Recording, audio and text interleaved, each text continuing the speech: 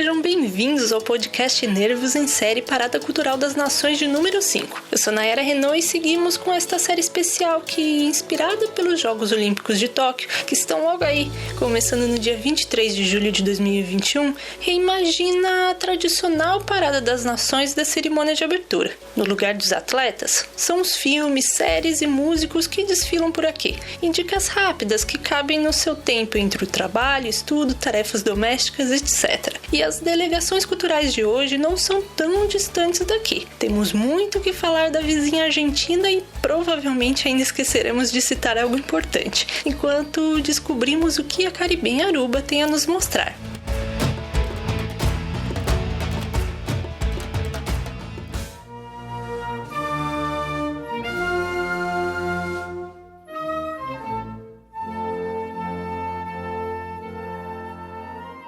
Quando se fala em Olimpíadas, a Argentina tem um feito histórico para se vangloriar: ter tido o primeiro atleta sul-americano a competir nos Jogos, o esgrimista Francisco Camé, em Paris 1900. Outros esportistas conterrâneos viriam a participar independentemente nas edições seguintes, até o país criar o seu próprio Comitê Olímpico em 1923 e acumular até hoje um total de 74 medalhas, sendo 21 de ouro, e o boxe o esporte responsável pela maioria dessas vitórias. Isso garante aos hermanos o 41º lugar no quadro geral de medalhas dos Jogos Olímpicos de Verão, já que nas de inverno ainda não conseguiram nada, e também o título de segundo melhor desempenho da América do Sul, atrás justamente da delegação brasileira. Contudo, se tratando de cinema, são os vizinhos que detêm o maior êxito internacional, por já possuírem um Oscar recebido em 2010 pelo excelente filme O Segredo de Seus Olhos, longa de 2009, dirigido por Juan José Campanella. A história da Argentina na sétima arte, porém, data de seus primórdios, com as primeiras projeções cinematográficas ocorrendo já em 1896, um ano depois dos irmãos Lumière apresentarem o seu cinematógrafo para o mundo.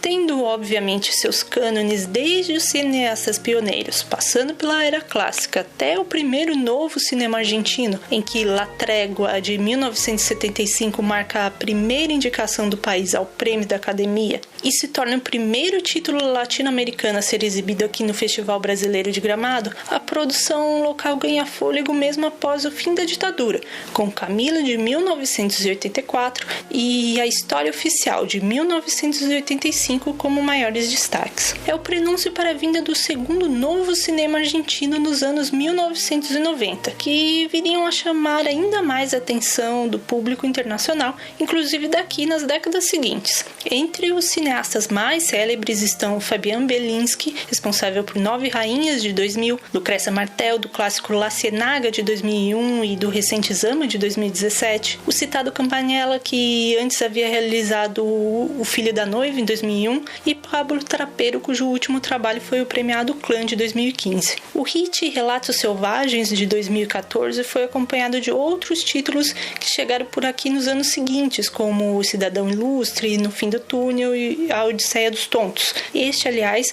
conta com entrevista lá no nosso site, onde você pode encontrar várias críticas de filmes argentinos exibidos ou no circuito ou nos festivais aqui no Brasil. A exemplo do Vicenta, que teve no É Tudo Verdade deste ano, Mamãe, Mamãe, Mamãe, La Quietude, O Anjo, que estavam em diversas edições recentes da mostra em São Paulo, e tantos outros. A produção televisiva argentina também não nos é estranha, especialmente para quem cresceu vendo telenovelas infanto-juvenis nas décadas de 1990 e 2000. Esse público assistiu direto ou indiretamente os êxitos da autora Cris Morena, com Chiquititas, Rebelde Way, Floricienta, sim, é original de Floribela, que deram origem a essas versões, brasileiras de imenso sucesso. E também pode ver atrações do Disney Channel e Nickelodeon, como Violeta e Kelly's Mashup. Estes canais por assinatura continuam investindo nessa vocação teledramatúrgica local, assim como o serviço de streaming Netflix também aproveita essa onda, mas há de se ressaltar igualmente as séries adultas que costumam chegar por aqui através da HBO. A exemplo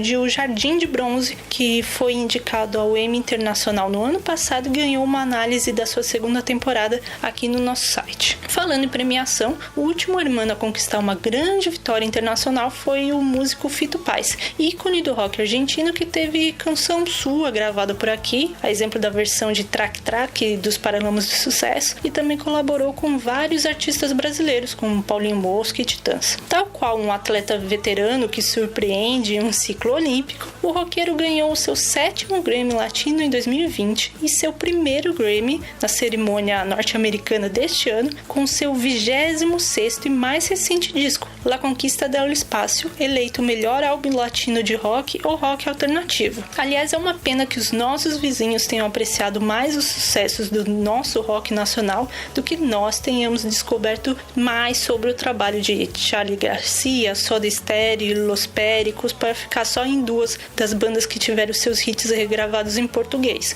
Enquanto muitos por aqui ainda associam a música argentina apenas ao tango, especialmente ao famoso Carlos Gardel, ou a figura emblemática de Mercedes Sosa, trazendo a sonoridade folclórica da milonga, do chamamé e outros ritmos. Hoje em dia, entre as músicas argentinas mais ouvidas nos serviços de streaming pela sua população, o gênero acabou dando espaço a outros, com tendências parecidas com as vistas por aqui. O pop está lá com nomes como Tini, que era a estrela da citada novela Violeta, e Maria Becerra, mas o Latin Trap invadiu este território com o DJ e produtor Bizarrap e os cantores Duque, Kea, Kazu, ou até na mescla com ritmos locais como a cúmbia de Elegante. E ainda assim deve ter muita coisa boa de fora dessas paradas, assim como do nosso podcast. Por isso, já adianto meu pedido habitual para deixar sua dica nos comentários deste post ou nas redes sociais sobre destaques da cultura argentina e de Aruba, que é a nossa escala seguinte nessa viagem.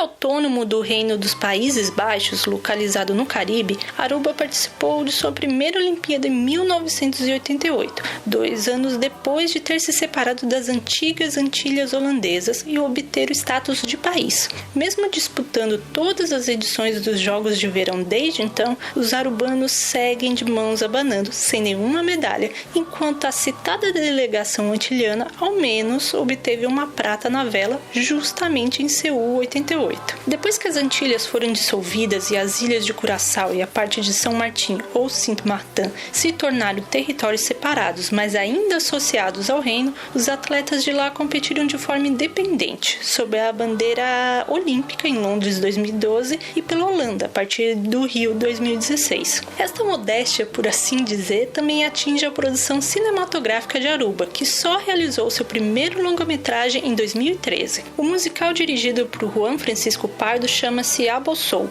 em papiamento, que é a língua oficial das ilhas, que é uma mistura, digamos assim, de português, espanhol, crioulo e holandês, ou simplesmente Only You no nome em inglês. Entre os poucos títulos originários de lá, há o recente curta Pariba, de 2019, disponível on demand no Vimeo, em que os diretores Aramis Gonzalez e Elise Vanderlinde trazem uma ficção sobre o último carnaval de duas amigas prestes a se separarem, em algo comum que acontece por lá, né, que muitos vão estudar na Holanda e tudo mais. Estendendo o olhar para os outros territórios insulares, temos Buladó, coprodução representante dos Países Baixos na última corrida para o Oscar de melhor filme internacional, que é ambientada em Curaçao e dirigido pelo cineasta local Etche Janga, e curtas como Remember Arma Voices of St. Martin, rodado em São Martin. Em relação à música, um gênero típico de Aruba é a tumba, mas a região recebe muita influência de outros ritmos caribenhos, bem refletidos na fusão do hip hop da banda Basic One, ou do tradicional grupo de Bédico,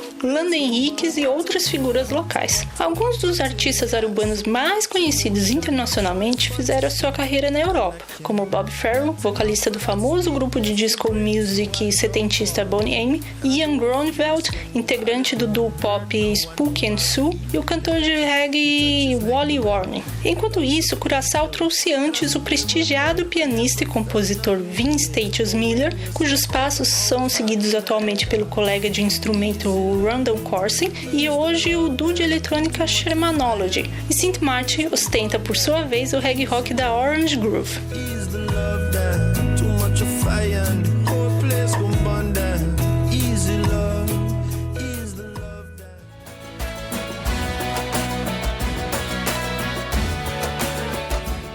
De dar tchau para o 5º Nervos em Série Parada Cultural das Nações, que viu o desfile dos estandartes culturais de outrora e de agora da Argentina e de Aruba, mais o bônus das informações das antigas Antilhas holandesas. Dá para ouvir os primeiros episódios desta série e as entrevistas gravadas anteriormente no nosso podcast em qualquer plataforma digital que desejar, pois você encontra o Nervos no SoundCloud, Orelo, iTunes, Deezer, Google Podcasts, Spotify, no seu feed, para download ou até a transcrição completa do que falamos por aqui lá no site, que também conta com as listas das obras e artistas citados em vários aplicativos segmentados, como Letterboxd, TV Time e as playlists no próprio Spotify e na Deezer, e muito material sobre várias artes, você sabe. Tem uma sugestão para melhorar o nosso podcast? É só enviar um e-mail para o Nervos Site, tudo junto, nervossite@gmail.com, pois queremos atender bem para atender sempre. Acabou, mas revelo que o capítulo seguinte passará por vários e diferentes lugares. Tem Albânia, Armênia e Angola, beleza? Obrigada pela audiência. Graças, Danke.